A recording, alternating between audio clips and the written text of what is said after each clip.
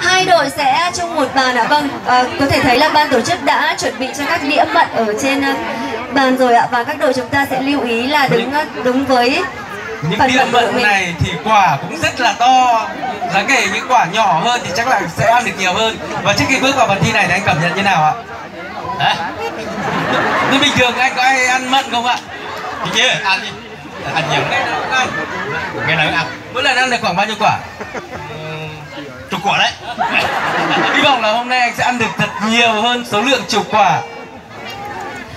Vâng, kính thưa quý vị, và đứng bên cạnh Khánh Hòa đây là một chàng trai người Mông rất là đẹp trai. Và trên ngực áo của anh đó chính là dấu báo danh số 6 đúng không ạ? Cho phép Khánh Hòa xin hỏi là anh đến từ đội thi nào ạ? Em xin giới thiệu em là ở người Mông ở trên Chiến Hát bản Tà Số. Vâng, rất vinh dự cho Khánh Hòa cũng đã được đến tham quan và du lịch tại bản Tà Số, xã Triển Hát. Và nơi đó cũng là một nơi với cảnh quan du lịch rất đẹp, với con người thì luôn luôn thân thiện và mến khách, và đặc biệt là mận hậu của bản Tà Số Triển Hát cũng rất là ngon. Và xin được chúc anh cũng như tất cả các đội thi ngày hôm nay sẽ xuất sắc giành điểm cao nhất trong phần thi ăn mận được không ạ? Trân trọng cảm ơn anh rất nhiều. Vâng, và xin được hỏi là các đội thi đã sẵn sàng cho phần thi này chưa ạ? Vâng, chúng tôi cũng giới thiệu sơ qua là trong khoảng thời gian 60 giây thì các đội sẽ tiến hành ăn mận. Và sau đó thì những chiếc hạt mận thì sẽ được để vào cái đĩa này, để một lát nữa sau khi phần thi kết thúc thì chúng ta có thể kiểm nghiệm được số lượng quả mận hậu đã được các đội thi thưởng thức trong phần thi này. Vâng, và xin được trân trọng kính mời đại diện của xã Đông Sang sẽ khẩn trương di chuyển lên vị trí để phần thi sẽ chính thức được bắt đầu ạ.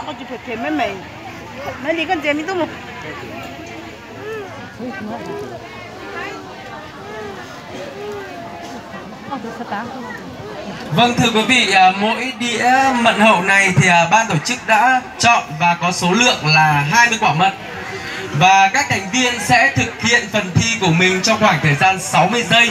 Và sau đó thì chúng ta sẽ đếm số lượng quả còn lại ở trên đĩa, thì chúng ta sẽ biết được là thành viên của đội thi và chúng ta sẽ cùng chờ đợi xem phần thi này trong năm nay sẽ diễn ra như thế nào, trong một bối cảnh mà trời thì khá là mưa.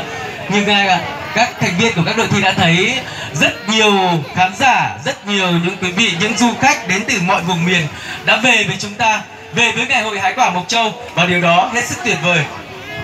Và một lần nữa thì ban tổ chức xin được trân trọng kính mời đại diện của đội thi đến từ xã Đông Sang sẽ khẩn trương lên sân khấu để phần thi sẽ chính thức được bắt đầu trong ít phút nữa. Xin được hỏi là các thành viên của xã Đông Sang có mặt ở đây không ạ? 8 đội thi. Và xin hỏi tất cả các thành viên của các đội thi chúng ta đã sẵn sàng chưa? Và chúng ta sẽ cùng đếm ngược cho phần thi thưởng thức mận hậu Mộc Châu. Nào, 5, 4, 3, 2, 1, thời gian bắt đầu. Xin mời. Vâng, thì chúng ta cùng dành một tràng pháo tay thật lớn để cổ vũ cho các đội đi ạ.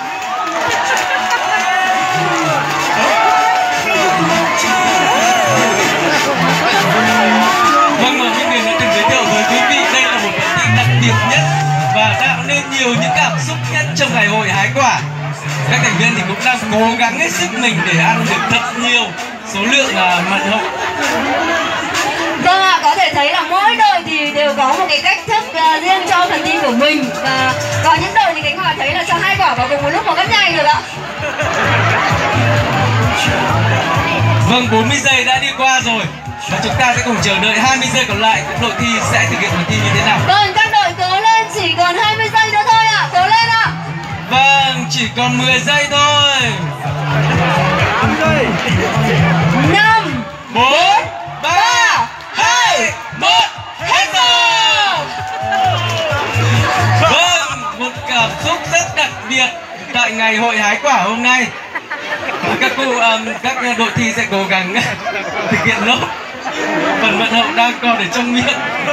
Vâng, kính thưa quý vị, ngay từ đầu Khánh Hòa cũng như anh Minh Đường đã nói đây là một phần thi hết sức hấp dẫn và đặc biệt, và chỉ có ở ngày hội hái quả mận hậu của Mộc Châu thôi ạ. Và một lần nữa chúng ta hãy cùng dành một tràng pháo tay thật lớn để chúc mừng cho các đội thi đã hoàn thành xuất sắc phần thi của mình. Vâng, và bây giờ thì chúng ta sẽ cùng đến với phần đếm số lượng quả của từng đội thi đã thực hiện được trong khoảng thời gian 60 giây. Vâng, và chúng ta sẽ đi lần lượt từng đội thi. Trước tiên chúng ta hãy cùng đếm số lượng quả mà đội thi xã Mường Sang đã ăn được trong khoảng thời gian 60 giây. Chúng ta hãy cùng đếm 1, 2, 3, 4, 5, 6, 7, 8, 9, 10, 11, 12, 13, 14, 15, 16. Như vậy là còn lại 16 quả ở trên đĩa. Và đội thi xã Mường Sang đã ăn được 4 quả. Vâng, đã thưởng thức được 4 quả mận hậu. Em xin được hỏi anh một chút là anh cảm thấy cái cách ăn mận của mình ngày hôm nay, cái vị của cái quả mận mình ăn ngày hôm nay nó có khác với mọi ngày không ạ? Vẫn giống mọi ngày chị. Vâng. Hôm nay thì phải cố gắng thật nhanh hơn thôi, chứ không chúng ta không được nhâm nhi như mọi ngày, đúng không ạ? Xin được chúc mừng đội thi Mường Sang, và tiếp theo chúng ta sẽ đến với đội thi Trường Hắc. Vâng, Khánh Hòa xin được đếm số lượng quả mận còn lại trên đĩa của đội thi xã Trường Hắc.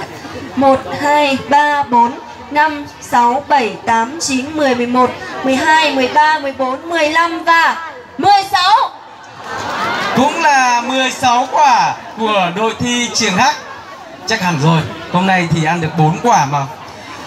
Đáng nhẽ ban tổ chức giá kể như chọn những quả mận nhỏ hơn thì có lẽ là sẽ tạo thuận lợi hơn cho các đội Vâng thi. ạ, nhưng mà anh Minh Đường thân mến, chất lượng quả mận hiện tại ở nhà ca và đặc biệt là ở Mộc Châu thì với những quả mận rất là to, căng, tròn và rất là ngọt. Chính vì vậy mà chúng ta có thể thấy trên đấy là trên cái đĩa mận ngày hôm nay là những quả mận vô cùng đẹp và được gọi là mận ruby, đúng không ạ? Vâng, xin được chúc mừng xã Trường Hắc, và tiếp theo chúng ta sẽ cùng đến với kết quả của đội thi xã Đông Sang ạ. Chúng ta sẽ cùng đếm với đội thi xã Đông Sang. Em thấy trên đĩa này còn khá là nhiều. 1, 2, 3, 4, 5, 6, 7, 8, 9, 10, 11, 12, 13, 14, 15, 16 và 17. Như vậy là 3 quả là số lượng mà đội thi xã Đông Sang đã thực hiện được trong vòng 60 giây.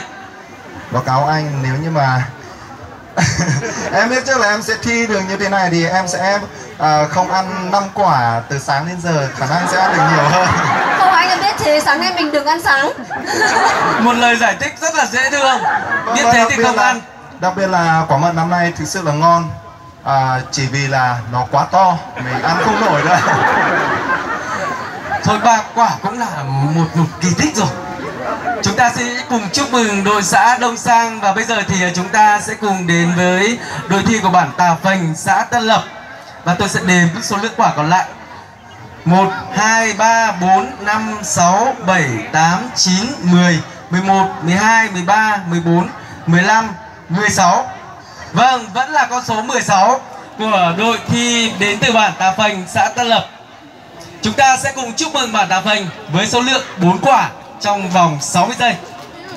Vâng, và bên cạnh Khánh Hòa đây chính là kết quả của đội thi đến từ tiểu khu Pa Khen, thị trấn Nông Trường, với những quả mận rất là to.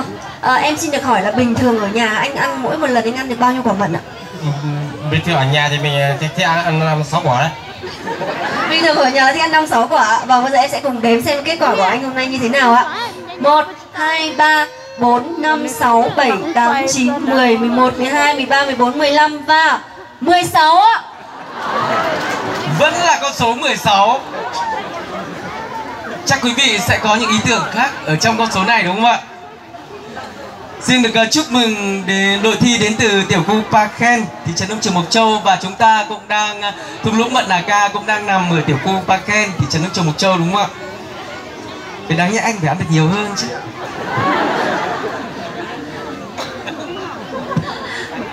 Vâng, và ngay sau đây thì Khánh Hòa sẽ không để cho quý vị phải chờ đợi lâu hơn nữa. Chúng ta sẽ cùng đến với kết quả của đội thi đến từ tiểu khu Trà Lồng, thị trấn Nông Trường. Kết quả như sau: 1, 2, 3, 4, 5, 6, 7, 8, 9, 10, 11, 12, 13, 14 và 15. Vậy là không còn là con số 16 nữa và 15 quả còn lại. Và chúc mừng đội thi đến từ tiểu khu Trà Lồng đã hoàn thành xong phần thi với số lượng là 5 trái mận hậu. Hiện tại bây giờ là anh đang tạm dẫn đầu với cái phần thi thưởng thức mận hậu, thì anh cảm thấy như thế nào? Có tự tin mình sẽ là người chiến thắng không ạ? Không tin lắm.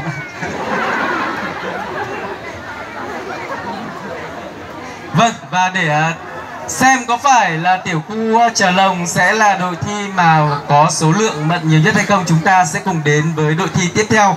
Đội thi đến từ bản Nà Tân, xã Tân Lập. Vâng ạ.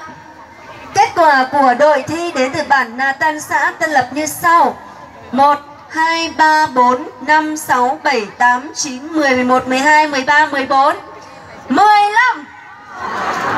Tiếp tục là con số 15. Hình như là phía này thực hiện phần thi tốt hơn. Hình như phía này là đứng cạnh Khánh Hòa gần hơn anh ạ. Đây là cái